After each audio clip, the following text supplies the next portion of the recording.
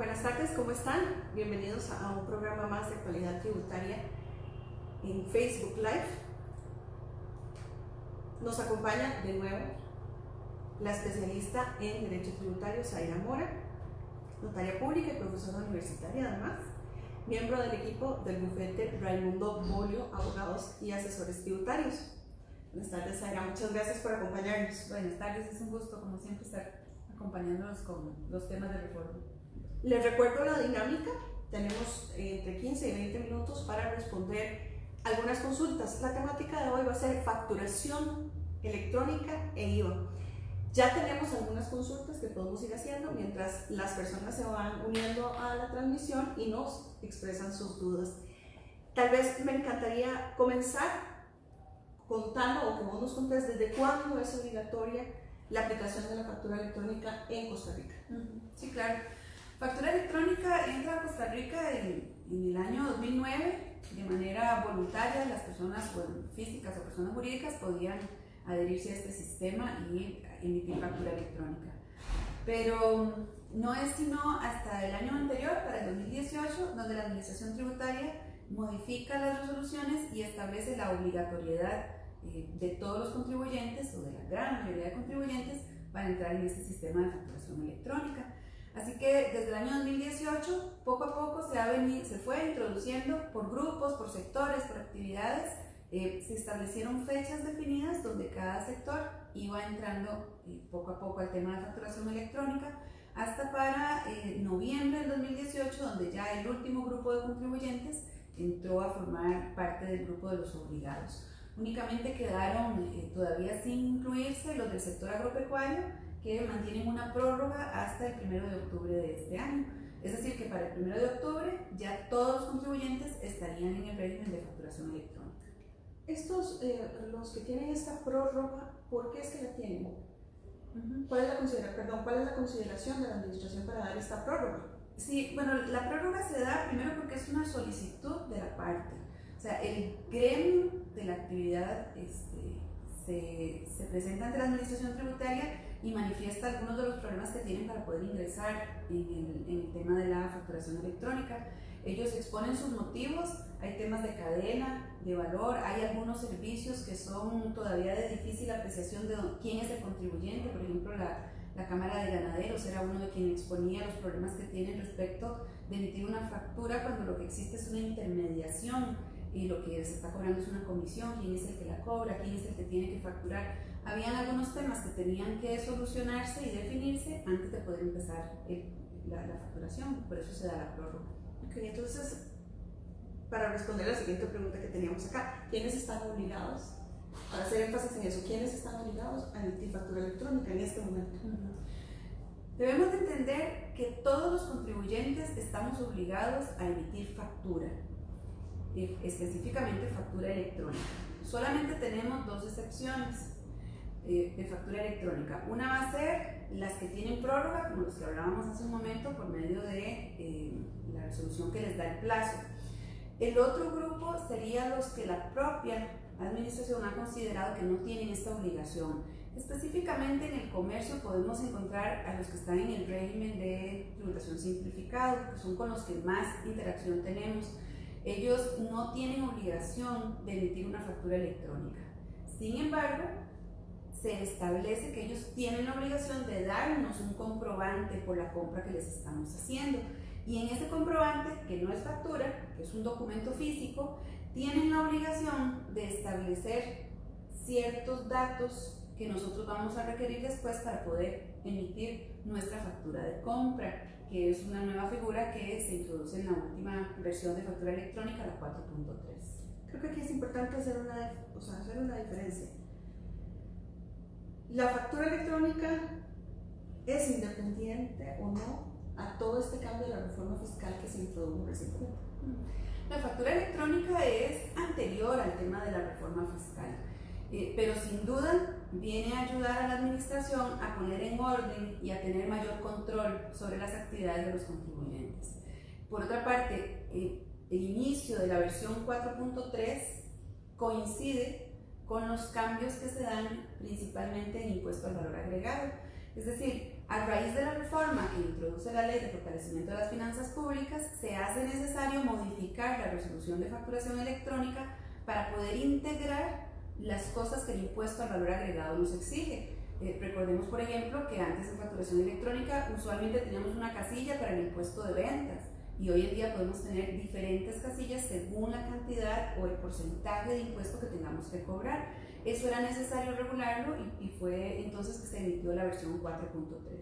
Es importante además indicar que esta no es la última y definitiva. Quiero decir, todavía se está trabajando y se está mejorando en el tema de facturación electrónica y se espera que la administración emita nuevas resoluciones con algunos cambios y modificaciones con el propósito de tener más robusto el sistema de facturación.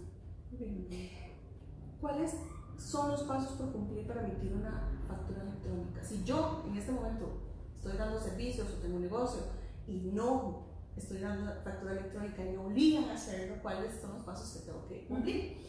Para poder dar factura electrónica, el paso número 1 y principal es que de verdad seamos contribuyentes, es decir, debemos acercarnos a la administración y hacer nuestra inscripción como contribuyentes. Esto se hace por medio del formulario D140 de inscripción. No se tiene que ir a ventanillas como lo hacíamos hace algún tiempo atrás, hoy en día se hace en línea por medio de la ATV y allí mismo vamos a indicar, y esto es importantísimo, tenemos que indicar a qué actividad o actividades nos vamos a dedicar. Si son varias, indicamos la actividad principal y cuáles son nuestras actividades secundarias. Una vez inscritos como contribuyentes, en este mismo formulario se nos va a indicar si vamos a utilizar el sistema de facturación electrónica, que para los contribuyentes es obligatorio. Una vez inscritos, ya debemos darnos a la segunda tarea, que es buscar a nuestro proveedor de facturación electrónica. En el mercado existen muchos sistemas de facturación, hay que buscar aquel que se adapte a nuestras necesidades y que cuente con un respaldo, ojalá y tenga certificación de que su sistema de facturación ha sido auditado y que se encuentre en orden con la normativa. Si mi empresa está dentro del régimen simplificado, ¿es cierto que no debo emitir factura electrónica? Esa pregunta es muy importante para todos, los que están dentro del régimen y los que no. Lo que ocurre con el régimen simplificado es que se crea una nueva figura en la versión 4.3 que se llama emisor receptor no confirmante. Lo que se indica es que están en este régimen aquellos que no tienen obligación de emitir una factura y que están en regímenes objetivos, que es el caso del régimen simplificado. Entonces, el que está en el régimen no tiene obligación de emitir factura electrónica. Como decía hace un momento, lo que sí tiene obligación es de entregar un documento con algunos datos para que nosotros podamos en nuestro sistema de facturación electrónica autofacturarnos por medio de la factura de compra. La factura de compra se introduce en esta versión 4.3 y lo que me permite es que en aquellos casos donde mi proveedor no tiene obligación de hacer factura, yo pueda, con ese documento que me entregó, hacer esa factura en mi sistema de facturación de manera que respaldo mi gasto con una factura electrónica que cumpla con el XML, que cumple con el requisito de ser validada por la administración tributaria. Porque de lo contrario, estaríamos entonces haciendo a un lado a los del régimen simplificado. No querríamos ya comprarles porque no podríamos deducir ese gasto y sería entonces crear un régimen al que más bien vamos a estar haciendo a un lado. Ahora, algunos en el régimen simplificado han visto como una ventaja tener el sistema de facturación, porque entonces sus clientes no tienen que pedir este documento y luego ingresar en su sistema, hacer su propia factura de compra. Lo han visto como una forma de darle un servicio al cliente. Para aquellos que así lo deseen hacer, perfecto. Nada más deben de recordar que el hecho de tener el sistema de facturación sería únicamente para emitir las facturas. No tendrían que hacer receptor, no tendrían que hacer recepción de facturas, porque para ellos el sistema de facturación electrónica será solamente para sus clientes. No tienen que aceptar subir facturas ni preocuparse de todo eso que sí nos preocupamos nosotros los primeros 8 días de cada mes. Entiendo. Y aquí eso es otra consulta que nos llegó y es, ¿cuál es la diferencia entre el tiquete electrónico y la factura electrónica? Sí, ambos son documentos que se avalan en el tema de factura electrónica. La versión 4.3 habla de ellos y desde la primera versión las hemos tenido. Básicamente la diferencia se da en que el tiquete electrónico se utiliza cuando tenemos puntos de venta, cuando la venta se realiza a un consumidor final. Por ejemplo, si nosotros vamos a la farmacia o vamos al supermercado, ahí nos siguen entregando un tiquete de papel, a pesar de que está en el sistema de facturación electrónico. Lo que ocurre es que los tiquetes tienen el requisito de imprimirse. Es un requisito que se ha establecido que se impriman, pero ya no es como hace algún tiempo atrás, donde estos comercios tenían aquellos rollos de papel que tenían que irse a sellar y los guardaban. Hoy en día no, los tiquetes electrónicos se mantienen en formato XML, igual viajan a la administración tributaria, pero viajan en bloques. Y la principal diferencia es que el tiquete electrónico no necesita el nombre de quien está comprando. Mientras que la factura es un documento individualizado. Si yo voy a comprar por medio de factura electrónica, tiene que tener los datos de quién es el que compra. Entonces es cuando me piden mi nombre, me piden la cédula, me piden todos mis datos. Ese documento yo lo puedo poner en mi contabilidad como un gasto deducible porque puedo acreditar que es un costo o un gasto en mi operación. Mientras que con etiquete no puedo, ¿no? Porque el etiquete no tiene las características que tiene la factura. Al principio, bueno, particularmente ahora a partir del 1 de julio, que empezó a regir el IVA, hubo bastante confusión con respecto a esto. ¿Por qué? Porque en algunos lugares le decían a la gente, necesita factura electrónica. Y cuando la gente le decía que no, las personas interpretaban que le estaban negando la factura. Entonces, quiere decir que si yo voy a un local que me dice que me va a dar tiquete electrónico y me ofrecen factura electrónica, pero yo no la necesito, no quiere decir que están evadiendo el fisco. Es correcto. Esa fue una apreciación que la gran mayoría interpretó como evasión, ¿verdad? Que si me daban o si me hacían la consulta, significaba que si yo decía que no quería factura, estaban evadiendo. Y no es así, no necesariamente es así. Si el comercio lo que nos está dando es un tiquete electrónico, más bien tiene un trato especial al preguntarle a su cliente si necesita la factura, porque entendemos que la factura la vamos a requerir cuando ese bien o servicio que estamos adquiriendo va a formar parte de lo que nosotros necesitamos para nuestra actividad lucrativa y se convertirá por lo tanto en gasto. Si un proveedor nos hace esa consulta, más bien está siendo atento con nosotros. Si no necesitamos esa compra para nuestra contabilidad, basta el tiquete electrónico. Si la ocupamos para respaldarla como gasto o como costo en nuestra contabilidad, es importante y es necesario que la solicitemos como factura electrónica, porque hay que recordar además que únicamente nos van a aceptar como gasto deducible aquello que esté soportado en documentos electrónicos. Muy bien.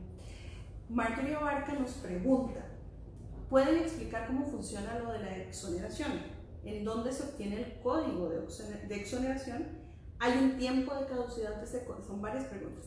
¿Hay un tiempo de caducidad? ¿Se genera algún problema si se tiene el código pero aún no se factura? El tema de las exoneraciones ha sido realmente uno de los temas que más dolores de cabeza ha dado desde la implementación del IVA. La norma, es decir, la Ley de Fortalecimiento de las Finanzas Públicas en el tema de impuesto al valor agregado estableció cuáles eran las exenciones que íbamos a tener, pero no basta con que estén en la norma, ¿verdad? Tenemos que hacer un trámite para poder tener el beneficio de aplicar esa exención que la ley nos da. Estos trámites se realizan por medio de un sistema que se llama Exonet.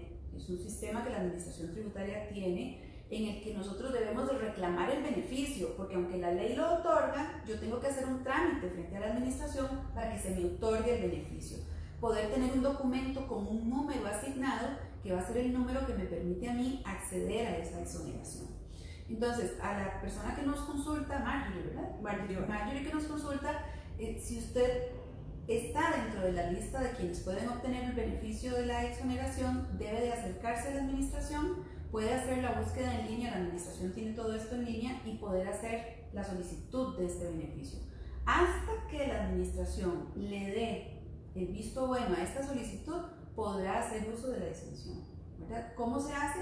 Yo le entrego a mi proveedor ese documento que me dio Exonet para que mi proveedor en la casilla de la factura donde indica por qué está exonerando pueda digitar el número que tiene ese beneficio. Erika Araya nos pregunta, ¿los tiquetes electrónicos sirven como gastos deducibles?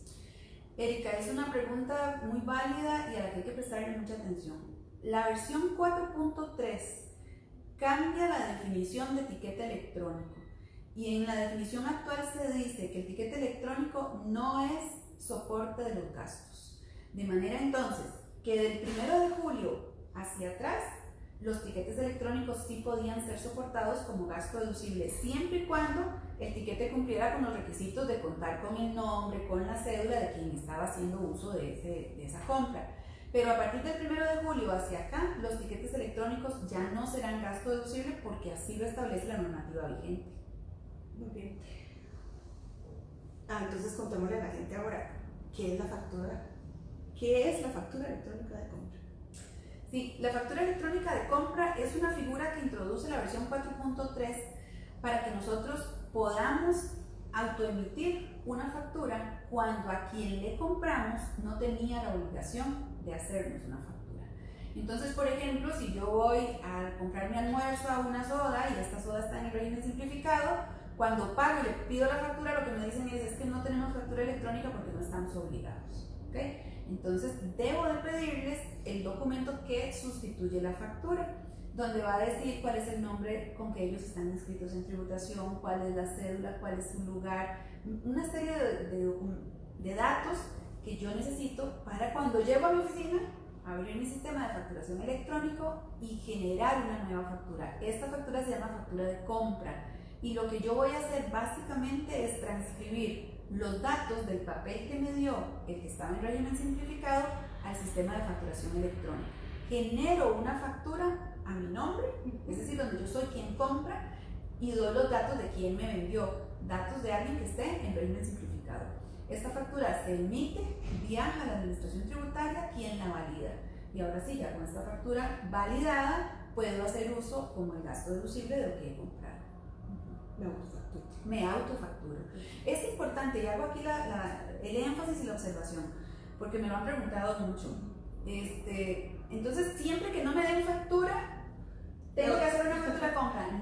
No es ese el propósito de la factura de compra. Es únicamente cuando yo compro a aquellos que la ley no les obliga a emitir una factura. Entonces, si yo voy donde una persona a comprar un bien o un servicio y esta persona tenía la obligación de darme factura, pero no me la dio, yo no puedo llegar a mi sistema y autofacturarme porque no es para eso que se crea la factura de compra. Solamente podré hacerlo en este momento si es alguien del régimen simplificado o del régimen de bienes usados. Es lo que podríamos usar en este momento como factura de compra. Cintia Rodríguez nos escribe la siguiente pregunta. Cuando genero una factura electrónica a nombre de un extranjero, mi sistema de facturación me limita a generar un ticket electrónico. ¿Es esto correcto? Sí, ahí hemos tenido algunos inconvenientes porque lo que pasa es que la factura electrónica nos obliga a nosotros a dar el número del contribuyente debidamente inscrito. Entonces, si es un contribuyente o si es una persona extranjera debidamente inscrita, vamos a tener el NITE o vamos a tener el DIMEX y con eso yo puedo hacer una factura usual. El problema se presenta cuando lo que tengo es un extranjero que no está inscrito, es decir, no es contribuyente. Entonces, si es un extranjero que no es contribuyente, no necesita una factura para el soporte de los gastos. Claro. Y por eso la salida correcta es emitirle un tiquete. Porque no puedo ponerle un NITE porque no tiene NITE, no puedo ponerle DIMEX porque no tiene DIMEX. Y no puedo validar la factura si no doy el número de identificación. Ese es el motivo por el que lo correcto sería entonces aplicar un tiquete electrónico donde no tengo que dar ese dato. Hablemos de las sanciones. Si yo estoy obligado a dar factura electrónica y no la doy, yo como profesional independiente o yo como mi empresa, ¿cuáles son las sanciones? Las sanciones son muy onerosas, tenemos varias. Si nosotros no emitimos factura, es decir, tenemos sistema de facturación electrónico, pero no damos la factura, el artículo 85 del Código de Normas y Procedimientos Tributarios establece una sanción de 2 salarios base, o sea, más de 800.000 colones por no haber emitido una factura.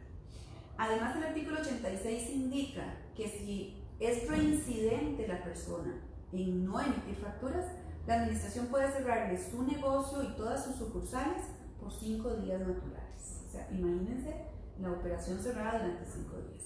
Ahora, por otra parte, si la administración lo que detecta es que no damos la factura electrónica porque no contamos con el sistema de facturación electrónico, nos puede aplicar la sanción del artículo 83, que es muy onerosa, tiene un mínimo de 3 salarios base y un máximo de 100 salarios base. Es decir, andamos alrededor de casi 2 millones de colones hasta 40 y resto de millones de colones por no tener un sistema de facturación electrónica. Muy alto. Es muy, muy oneroso. Agradecerte, Sara, otra vez por acompañarnos esta semana. Contarles que el próximo 12 de septiembre vamos a estar realizando un seminario justamente sobre cambios en la factura electrónica e implementación de IVA. Esto a cargo de los profesionales de actualidad tributaria. Si ustedes o su empresa están interesados en participar, pueden entrar a actualidadtributaria.com, ahí van a encontrar más información. También pueden llamar al 2256-7070 o escribir al correo capacitaciones@seminaresdeactualidad.com. Ahí pueden encontrar toda la información, pueden recibir la información y por supuesto van a estar absolutamente bien asesorados por los profesionales de actualidad tributaria. Agradecerles, vamos a seguir teniendo estos programas semanalmente con diferentes temáticas de acuerdo a las consultas que nos entran. Que pasen una buena tarde. Buenas tardes.